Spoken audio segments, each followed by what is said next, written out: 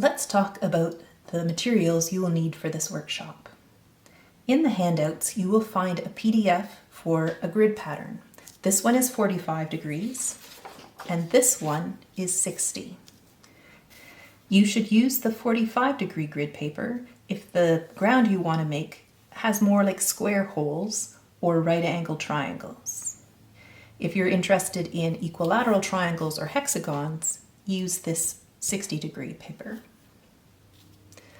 Another option, if you want to just use paper you have around the house, is to use graph paper instead of the 45-degree grid paper. When using graph paper, instead of using it in this usual orientation, I recommend that you rotate it so now you are looking at a grid of diamonds. You can also use isometric paper, but when you do that, make sure that you don't have horizontal edges like I'm showing here, but rotate it so that you have vertical lines.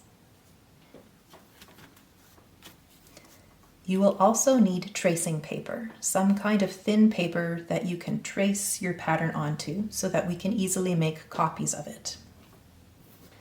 You will also require some drawing utensils. We will be using colored markers to draw the border of our ground pattern.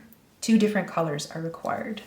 You will also be using a pencil and an eraser to draw the ground, and you have to be able to erase it because we'll be modifying it over and over again. And when we're tracing the pattern onto our tracing paper, a sharper black pen is useful. It's also useful to have some tape to tape your tracing paper down to the grid paper. Optionally, you might like to use a ruler to draw straight lines.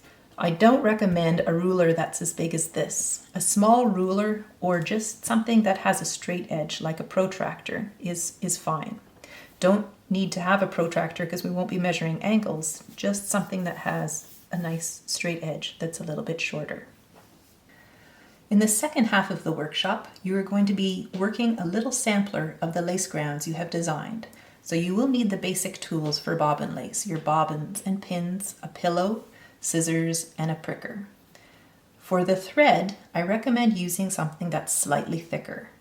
You're going to be experimenting with different stitches, so it's nice to be able to see what you're doing.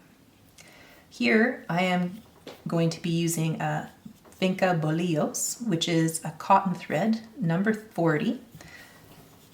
It has an NTex of 43, or if you're more familiar with Brenda Paternoster's book, it's 29 rats per centimeter. This means that if you're using the 45-degree grid paper, you would roughly have 4 millimeters between your foot side pins, and if you're using a 60-degree grid paper, you would have 3.5 millimeters between your foot side pins. You may wish to use a thicker thread, and that's perfectly fine. When we get to that part of the workshop, I will describe how to size your pattern according to your thread.